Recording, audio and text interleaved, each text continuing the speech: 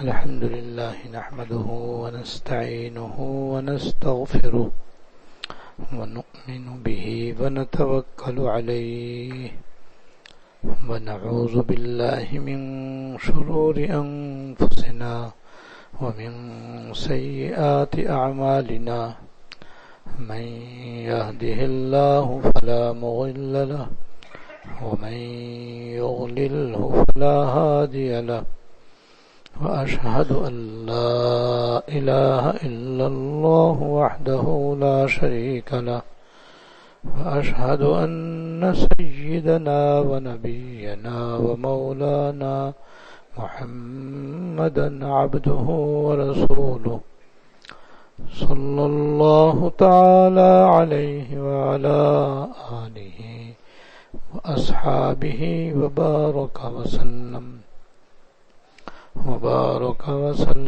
تسليما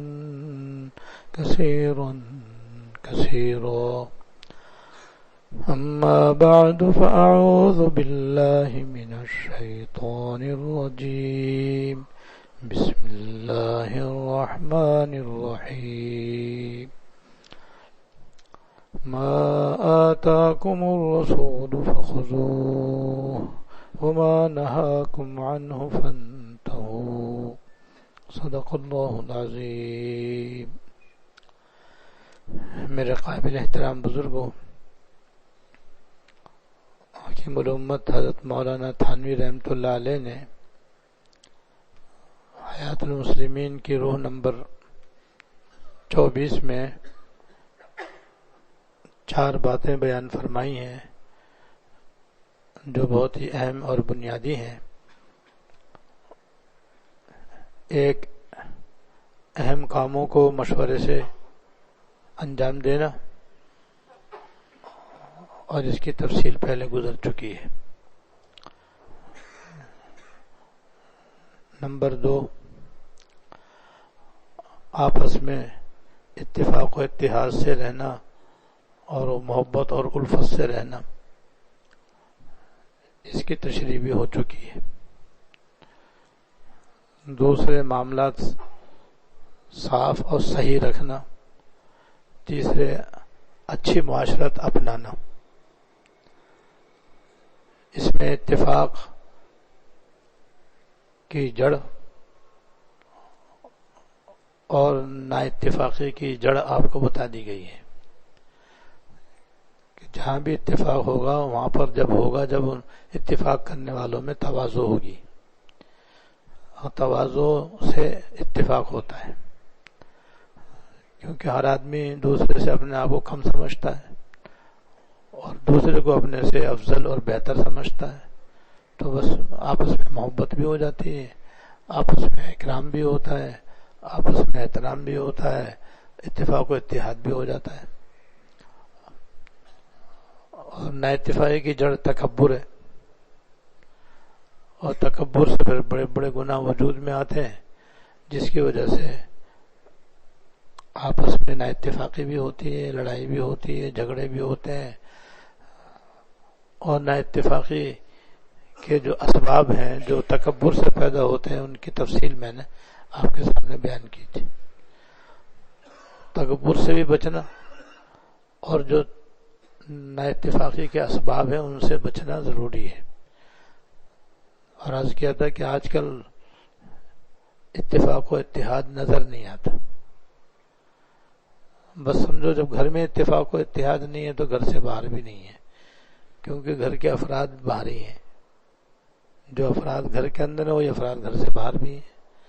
تو جب گھر میں اتفاق نہیں ہے، آپس میں اتحاد نہیں ہے، الفت نہیں ہے، تو باہر بھی نہیں ہے۔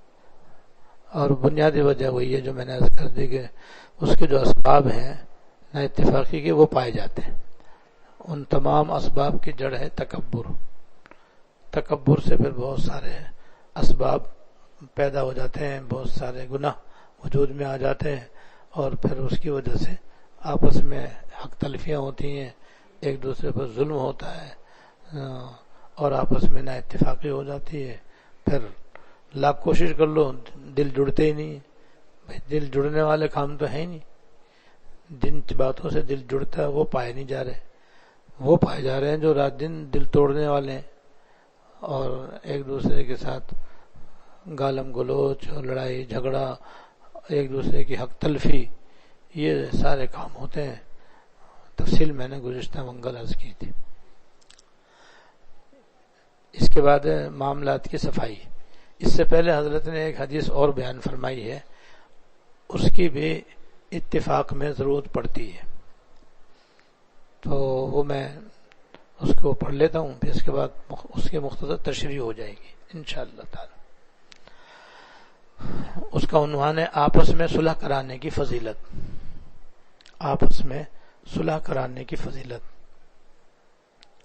حضرت ابو الدرداء رضی اللہ تعالیٰ عنہ سے روایت ہے کہ رسول اللہ صلی اللہ علیہ وسلم نے ارشاد فرمایا، کیا میں تمہیں ایسا عمل نہ بتلا دوں جس کے ثواب کا درجہ بعض آثار کے اعتبار سے روزے، صدقے اور نماز کے ثواب سے بھی زیادہ ہے۔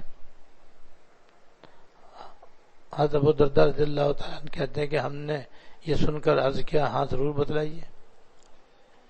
آپ صلی اللہ علیہ وسلم نے فرمایا کہ آپس میں دشمنی رکھنے والے دو شخصوں کے درمیان صلح کرانا۔ اس کے بعد فرمایا کہ دو آدمیوں کے درمیان فساد اور نفاق پیدا کرنا ایسی خصلت ہے جو مونڈنے والی ہے، یعنی اس خصلت کی وجہ سے مسلمانوں کے معاملات اور دین میں نقصان اور خلل پیدا ہوتا ہے۔ آپس میں جب مسلمانوں میں جھگڑا ہو جائے، نہ اتفاقی ہو جائے، تو بعض مرتبہ صلح کی بھی ضرورت پڑتی ہے، بلکہ یوں سمجھنا چاہیے کہ جہاں نہ اتفاقی ہو جائے تو پہلا درجہ صلح ہی کا ہی آتا ہے کہ ان دونوں کے درمیان صلح کر دی جائے اور صلح کرا دی جائے۔ صلح کا مطلب یہ ہے کہ جن دو آدمیوں کے درمیان یا میاں بیوی کے درمیان یا بھائی بھائی کے درمیان یا بہن بھائی کے درمیان یا دو جماعتوں کے درمیان اگر جھگڑا ہو گیا ہے، نہ اتفاقی ہو گئی ہے، تو ان کے قریب رہنے والے احباب کو چاہیے کہ دونوں کے درمیان صلح کی کوشش کریں اور مصالحت کی کوشش کریں، اور اس کا طریقہ یہ ہوتا ہے کہ ہر ایک کی بات الگ الگ سنیں، پہلے ہر ایک کی بات الگ الگ سنیں،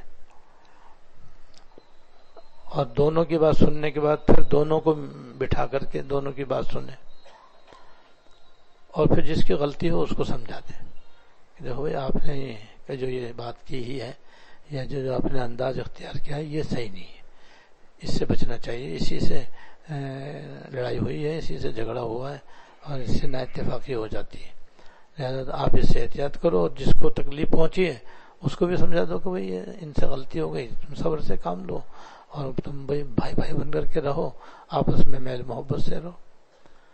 تو جس کی غلطی ہو اسے اس کی غلطی بتلا دو، اور جس سے غلطی ہو گئی اس سے آئندہ غلطی نہ کرنے کی تلقین کر دو، اور پھر دونوں کا دل صاف ہو جائے تو پھر آپس میں دونوں کو ملا دو۔ تو یہ صلح جو ہے یہ بڑا اونچا عمل ہے اور اس کی ضرورت پڑتی رہتی ہے، کبھی میاں بیوی میں نا اتفاقی ہو جاتی ہے، کبھی بھائی بھائی میں نا اتفاقی ہو جاتی ہے، کبھی بہن بھائیوں میں نا اتفاقی ہو جاتی ہے، کبھی رشتہ داروں میں بھی نا اتفاقی ہو جاتی ہے۔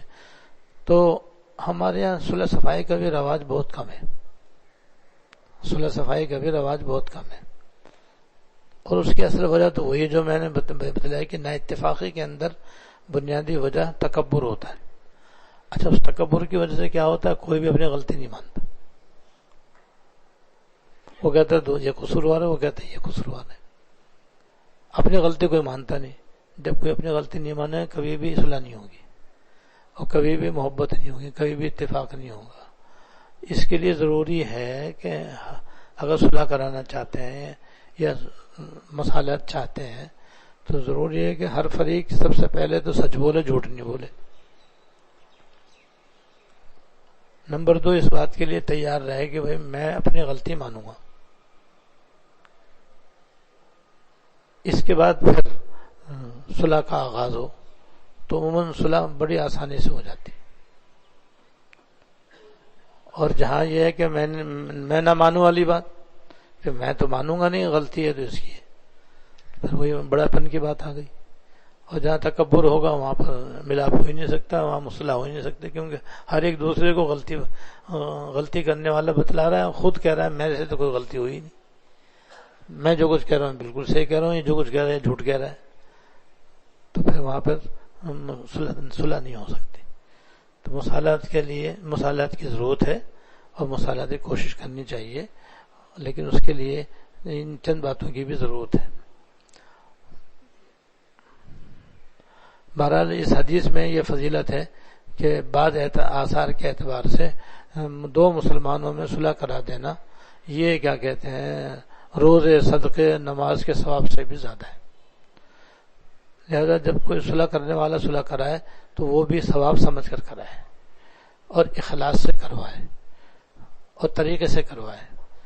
ہمارے ہاں صلح صفائی کا ایک عجیب طریقہ رائج ہے کہ ان کے دل تو صاف کرتے نہیں ہیں، ان کے جو ایک دوسرے پر زیادتی ہوئی ہے اس کا تو کوئی ذکر کریں گے نہیں، بس ایک دم آئیں گے اور ہاں بھائی چلو بھائی دونوں گلے ملا دیا بھائی.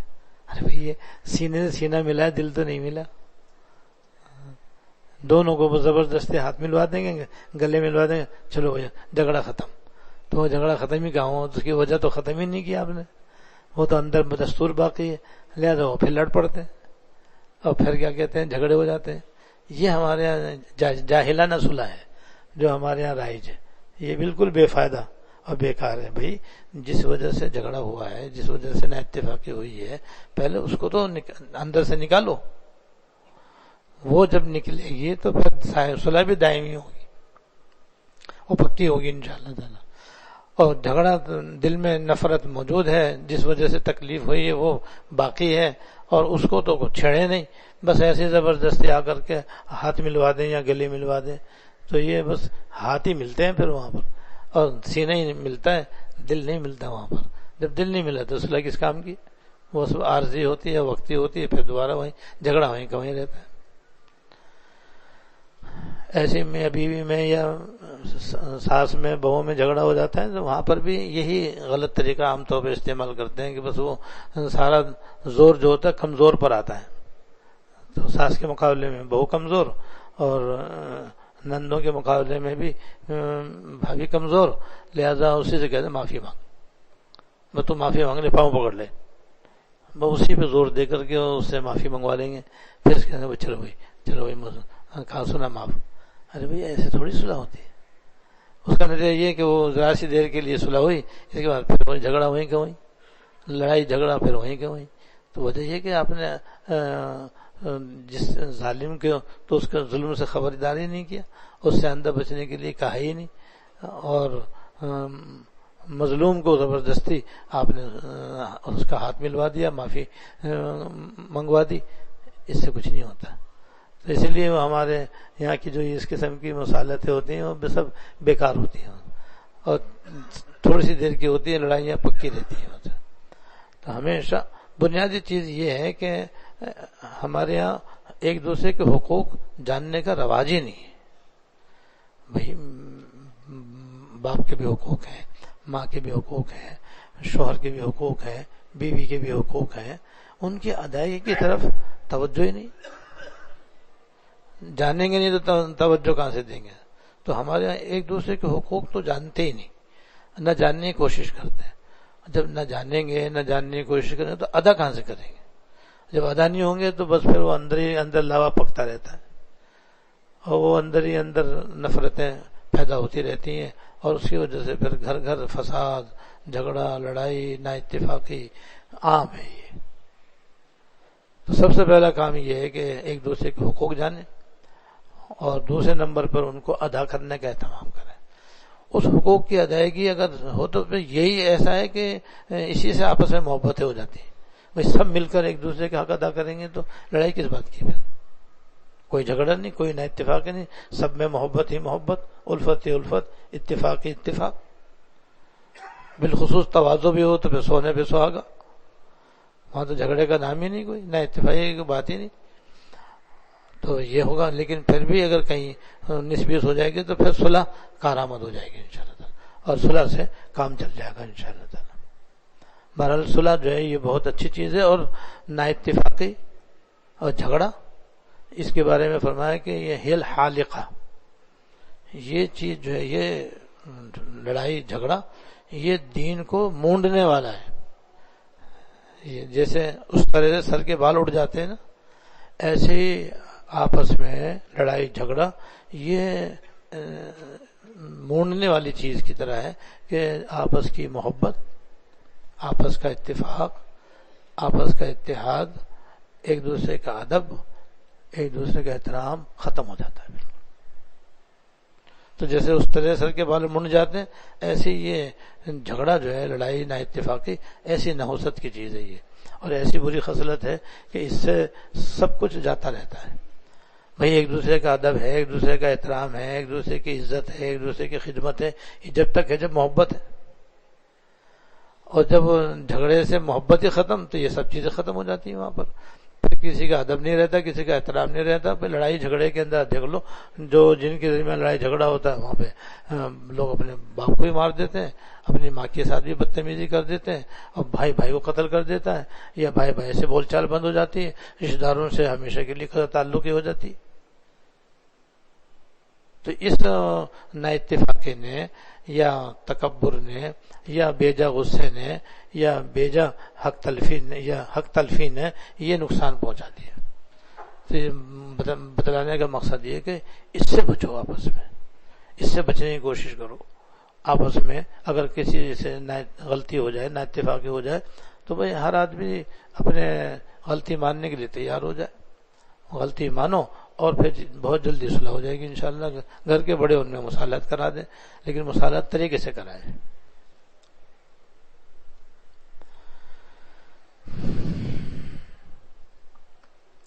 اس کے بعد تیسری چیز ہے معاملات کی صفائی.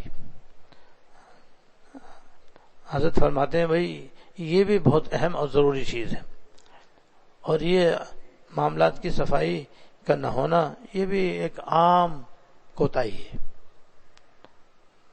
بلکہ بعض لوگ جو جن کا تعلق دینداروں سے سمجھا جاتا ہے، دینی جماعتوں سے ان کا تعلق ہوتا ہے، بعض دفعہ دیکھا گیا ہے کہ ان کے معاملات انتہائی خراب ہوتے ہیں. نماز کے پابند ہیں، روزے کے پابند ہیں، ہر سال حج کرتے ہیں، عمرہ کرتے ہیں، لیکن اگر ان سے کوئی معاملہ کر لے تو ایسا خراب معاملہ کرتے ہیں کہ الامان والحفیظ. ایک نہیں 20 قصے ہیں ایسے لوگوں کے ہیں، تکبیر اولا کے پابند، اور جناب جماعت سے بھی تعلق رکھا ہوا ہے، اور علماء سے بھی وابستہ ہے، بزرگوں سے بھی تعلق ہے، لیکن جہاں ان سے کوئی معاملہ خریدنے کا، بیچنے کا کیا، یا پیسے ادھار دیے، تو بس غائب. تو یہ بھی آج کل بہت زیادہ خرابی عام ہے. تو بھئی دین اس کا نام نہیں ہے کہ بس صرف نماز پڑھتے رہو، روزے رکھتے رہو، حج کرتے رہو، زکوٰۃ دیتے رہو. یہ تو دین کا ایک شعبہ ہے، اور اہم شعبہ ہے، وہ بھی ادا کرنا ہی کرنا ہے. لیکن یہ معاملات کی صفائی بھی دین کا شعبہ ہے، اور اصل زہد یہی ہے کہ آدمی کے معاملات صحیح ہوں. حضرت امام محمد رحمۃ اللہ علیہ، جو حضرت امام ابو حنیفہ رحمۃ اللہ علیہ کے شاگرد ہیں، حضرت امام ابو حنیفہ رحمۃ اللہ علیہ کے بڑے شاگرد دو ہیں، حضرت امام ابو یوسف رحمۃ اللہ علیہ یہ بڑے، اور حضرت امام محمد رحمۃ اللہ علیہ اس سے چھوٹے ہیں. لیکن حضرت امام ابو حنیفہ رحمۃ اللہ علیہ کے سارے علوم مرتب کیے ہیں حضرت امام محمد رحمۃ اللہ علیہ نے، اور حضرت کے علوم کو بڑی بڑی کتابوں کی شکل میں انہوں نے جمع کیے ہیں. تو فقہ میں انہوں نے بڑی خدمات انجام دی ہیں. تو کسی نے ان سے کہا کہ حضرت آپ نے فقہ میں تو بڑی کتابیں لکھ دی ہیں، لیکن زہد کے موضوع پر کوئی کتاب نہیں لکھی. زہد کہتے ہیں دنیا سے بے رغبتی اختیار کرنے کو، اور آخرت میں دلچسپی لینے کو. دنیا سے آدمی کا دل ہٹے اور آخرت میں لگے، اس کو کہتے ہیں زہد. اور یہ قرآن شریف میں اس کی بڑی فضیلت ہے، حدیث میں اس کی بڑی فضیلت ہے. تو ان سے کہا کہ حضرت آپ نے زہد پر کوئی کتاب نہیں لکھی. حضرت فرمایا میں نے یہ جو کتاب البیوع لکھی ہے مراد آخر تک یہ زہد پر تو ہے ہی ہے، کیونکہ زہد کا مطلب یہ ہے کہ آدمی کے معاملہ صحیح ہوں، جائز طریقے سے کمائے، حلال طریقے سے کمائے، جائز جگہ پہ خرچ کرے، حلال جگہ پہ خرچ کرے، اور جو مالی حقوق ہیں وہ ٹھیک ٹھیک ادا کرے، کسی کا ناحق پیسہ نہ کھائے اور کسی کے حق تلفی نہ کرے، معاملہ صحیح اور صاف رکھے. اس پر ہے کتاب البیوع، جس میں خرید و فروخت کے مسائل ہیں، پھر آگے کرایہ پر دینے لینے کے مسائل ہیں، کتاب الاجارہ ہے، کتاب الشفعہ ہے، کتاب الرہن ہے، کتاب الکفالہ ہے، کتاب الحوالہ ہے، کتاب الکراہیت ہے، مسائل شتہ ہیں، کتاب الوصایا ہے. فرمایا یہ ساری چیزیں تو میں نے لکھی ہیں، یہ سب ان کا تعلق زہد سے ہے. جو ان پہ عمل کرے گا بس وہ پکا زاہد ہے، اور جو ان پہ عمل نہیں کرے گا تو وہ زاہد نہیں ہے. یہ لکھ تو حقیقت یہ ہے کہ معاملات کی صفائی دین ہے اور سراسر دین ہے، لیکن معاملات کے اندر صحیح اترنے والے بہت ہی کم ہیں. معاملہ کریں گے تو خراب کریں گے، ویسے عبادت بہت ہی اعلیٰ درجے کرتے ہیں ماشاءاللہ. اسی لیے حضرت تھانوی رحمۃ اللہ علیہ نے اس پر بڑا زور دیا، اور بہشت زیور میں باقاعدہ ایک 5واں حصہ اسی پر لکھا ہے حضرت نے، 5واں حصہ معاملات پر ہے. اور یہ ہمارے لیے بھی بڑی آسانی کی بات ہے کہ اگر ہم چاہتے ہیں کہ ہمارے معاملات صحیح رہیں تو بھئی 5واں حصہ پڑھ لو، اور اگر آپ خود نہیں مطالعہ کر سکتے ہو تو کسی عالم سے وقت لے کر کے روزانہ تھوڑا تھوڑا ان سے سمجھ لو، تو آپ کو تمام ضروری معاملات کے مسائل معلوم ہو جائیں گے. اور جب مسائل معلوم ہو جائیں گے تو پھر آپ کے لیے معاملات صحیح کرنا آپ کو معلوم ہو جائے گا. کیونکہ یہاں پر بھی ہمارے اندر بہت بڑی خامی یہی ہے کہ ہمیں پتہ ہی نہیں ہے کہ معاملات صحیح ہوتے کیسے ہیں، یہ معلوم ہی نہیں ہے. جیسا مزاج ہے، جیسی طبیعت ہے وہ، بلکہ حضرت رحمۃ اللہ علیہ تو یہ فرماتے ہیں کہ لوگوں کے ذہنوں میں ہے ہی نہیں کہ معاملات کی صفائی بھی دین ہے، لہذا وہ اپنی مرضی سے کرتے رہتے ہیں. بس وہ سمجھتے ہیں کہ بس عقائد صحیح کر لو، عبادات درست کر لو، پھر جو چاہے کر لو. ایسا نہیں ہے، جو چاہے کر لو والی بات نہیں ہے یہاں پر. جیسے نماز میں اپنی مرضی نہیں چلا سکتے، معاملات میں بھی ہم اپنی مرضی نہیں چلا سکتے. وہاں بھی ہم اسی طرح قرآن و حدیث کے پابند ہیں جیسے کہ نماز روزے کے اندر اور عبادات میں ہم اللہ اس کے رسول کے احکام کے پابند ہیں. تو یہ تو ہم پر فرض بھی ہے کہ ہم معاملات نہیں جانتے کہ معاملات کے اندر شریعت کے کیا حکام ہیں، تو بھئی اس کا مطالعہ کرو. تو جن کو تھوڑا بہت دین کا علم ہے ان کا تو مطالعے سے مسئلہ حل ہو جائے گا، لیکن بیشتر لوگ تو دین ضروری علم نہیں رکھتے. ان کے لیے بہترین صورت یہی ہے کہ بہشت زیور کا 5واں حصہ وہ کسی عالم سے پڑھ لیں. اس کے اندر سارے خرید و فروخت کے اور بیچنے کے اور رہن کے مسائل حضرت نے ضروری لکھے، وہ مسائل لکھے جو روزمرہ پیش آتے ہیں. تو اس سے آپ جب پڑھیں گے تو پتہ چلے گا کہ میں کہاں غلطی کرتا ہوں اور کون کون سے معاملات میں نے ناجائز کیے. ابھی تو اندھیرے میں کر رہے ہیں ہم سارے معاملات، تو اندھیرے میں جو آدمی کرتا ہے تو پتہ ہی نہیں چلتا میں جائز کر رہا ہوں یا ناجائز کر رہا ہوں، حلال کر رہا ہوں، حرام کر رہا ہوں، صحیح کر رہا ہوں، غلط کر رہا ہوں. اندھیرے میں کیا پتہ چلے گا آدمی. ایسے یہاں پر ہے معاملہ. تو لہٰذا ایک تو یہ، اور ایسی حضرت نے ایک مستقل کتابچہ بھی لکھا ہے، اس کا نام ہے صفائی معاملات. صفائی معاملات کی صفائی. یہ کتابچہ ہے پتلا سا، مگر ہے بہت جامع اور مکمل. اس میں بھی وہی ضروری مسائل حضرت نے مختلف معاملات کے لکھے ہیں. اس میں بھی اس کو بھی پڑھنا ہی پڑے گا. کسی عالم سے آپ پڑھ لیں تھوڑا وقت نکال کے تو انشاءاللہ معاملات کی صفائی کا آپ کو علم ہو جائے گا انشاءاللہ. حضرت نے یہاں بھی ان دونوں کا ذکر فرمایا ہے کہ بھئی معاملات کی صفائی کا تو پھر بھی کچھ لوگ تھوڑا بہت خیال کر لیتے ہیں، اور اگر کوئی معاملہ غلط کرتا ہے تو لوٹ پھٹکار بھی دیتے ہیں کہ بھئی تو اچھا خاصا دیندار حاجی نمازی ہو کر کے ایسا غلط معاملہ کر رہا ہے، قرض لے کر کے دیتا نہیں ہے وغیرہ وغیرہ. تو کیسے کچھ لوگ ملامت بھی کر دیتے ہیں، تو اس سے بھی ٹھیک ہے. حضرت نے یہاں یہ فرمایا کہ میرا انداز یہ ہے کہ معاشرہ جو ہے نا لوگوں کی بالکل دین سے عاری ہو گئی ہے، اور دین سے جو ہے یہ بالکل خالی ہو گئی. تو یہ معاشرت پر حضرت نے یہاں کلام فرمایا ہے. حضرت فرماتے ہیں کہ حسن معاشرت کا بہت سے دیندار لوگ بھی خیال نہیں کرتے. حسن معاشرت کا بہت سے دیندار لوگ بھی خیال نہیں کرتے اور اس کو دین کا کوئی حکم نہیں سمجھتے، بلکہ یہ سمجھتے ہیں کہ یہ صرف ایک دنیاوی انتظام ہے، یہ محض ایک دنیاوی انتظام ہے، اس کا دین سے کوئی تعلق نہیں، اس لیے اسے کچھ پرواہ نہیں کرتے۔ اس لیے پھر آگے حضرت نے حسن معاشرت کے سلسلے میں باتیں بیان فرمائی ہیں۔ تو حسن معاشرت کی میں حقیقت بیان کر دوں آپ کے سامنے، پھر آئندہ منگل کو انشاءاللہ حسن معاشرت کا حصہ پڑھ لیں گے۔ حسن معاشرت اس کا نام ہے کہ ہر انسان جہاں بھی رہے اس انداز سے رہے کہ اس کی ذات سے دوسرے کو ناحق تکلیف نہ پہنچے۔